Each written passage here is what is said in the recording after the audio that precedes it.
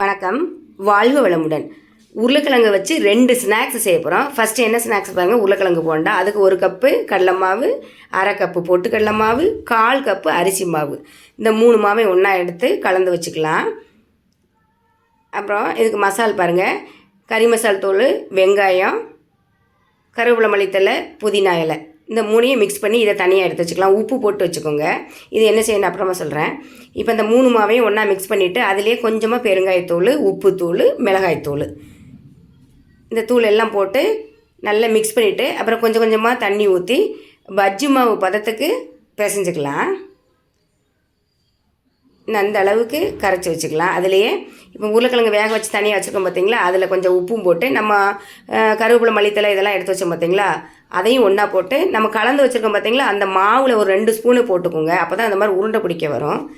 அதையும் போட்டு நல்லா பிசைஞ்சிட்டு உருண்டை பிடிச்சி எடுத்துக்கோங்க. இப்போ எண்ணெய் ஊற்றி ஒன்று ஒன்றா பொரிச்சு எடுத்துட வேண்டியதான். எண்ணெய் காஞ்சதுக்கப்புறமா இந்த உருளைக்கிழங்கு போண்டா ரொம்ப டேஸ்ட்டாக நல்லா இருந்துச்சு. சைடாக தக்காளி சட்னி தொட்டு சாப்பிடுங்களேன், டேஸ்ட்டு சூப்பராக இருந்தது. சும்மாவும் ரொம்ப நல்லாயிருக்கும். அவ்வளோதான், ஒன்று ஒன்றா எண்ணெய்க்குள்ளே போட்டு எடுத்துட வேண்டியதான். உருளைக்கிழங்கு போண்டா ரெடி ஆயிடுச்சு. சாப்பிட ரொம்ப டேஸ்ட்டாக நல்லாயிருக்கும். இந்த மாதிரி செஞ்சு சாப்பிடுங்க. இப்போ உருளைக்கிழங்கை வச்சு முறுக்கும் செய்யலாம். இப்போ 2 கப்பு அரிசி மாவு எடுத்துருக்கோம். அதில் கொஞ்சமாக நெய் ஊற்றி அடுப்பை சிம்மில் வச்சு லைட்டாக வறுத்து எடுத்துக்கணும். அதாவது நம்ம தொட்டோம்னா லேசாக சூடு வரணும், அந்த அளவுக்கு வறுத்து எடுத்துக்கணும். தண்ணி அதே மாதிரி லேசாக சூடு பண்ணி எடுத்துக்கலாம். பச்சை தண்ணி ஊற்ற வேண்டாம். இந்த பார்த்திங்களா, இந்த கை தொடுற அளவுக்கு லேசாக சுட்டால் போதும், அந்தளவுக்கு வறுத்து எடுத்துக்கணும். அந்த மாவுலையே வெள்ளை எள்ளு, 1 ஸ்பூன் உப்பு,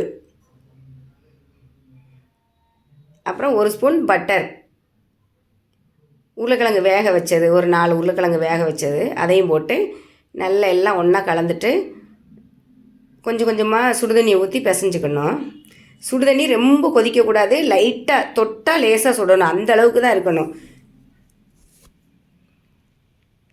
இந்த அளவுக்கு பிசைஞ்சு எடுத்துக்கலாம். இந்த முறுக்கு சாப்பிட்றதுக்கு ரொம்ப டேஸ்ட்டாக இருந்துச்சு. நம்ம எண்ணெய் சட்டி முன்னே நின்றுட்டு இந்த முறுக்கையும் சாப்பிட்டாக்கல, அந்த முறுக்கு சுட்ட அன்னைக்கு சாப்பிட்ட உடனே வாமிட் வர மாதிரியே இருந்துச்சு. அதனால் நீங்கள் பயந்துக்காதீங்க, அதே மறுநாள் வச்சு சாப்பிடுங்களேன். இனிமேல் இந்த மாதிரி தான் முறுக்கு செய்வீங்க. அந்த அளவுக்கு டேஸ்ட்டு சூப்பராக இருந்துச்சு. நல்லா கிறிஸ்பியாகவும் நல்லா இருந்தது, மொறுன்னு நல்லா இருந்துச்சு. எண்ணெய் காஞ்சதுக்கப்புறம் அப்படி ஒன்று ஒன்றா போட்டு எடுத்துருங்க. பார்த்தீங்களா எப்படி ஒரு கையிலேயே நொறுக்க முடியுதுன்னு, அவ்வளோ டேஸ்ட்டாக இருந்துச்சு. ஆனால் முறுக்கு சுடுறவங்க சுட்ட அன்னைக்கே சாப்பிட்டிங்கன்னா வாமிட் வர மாதிரியே இருக்கும். அதனால் வச்சுருந்து ஒன்று ஒன்றா சாப்பிடுங்க, டேஸ்ட் நல்லாயிருக்கும். தேங்க்யூ.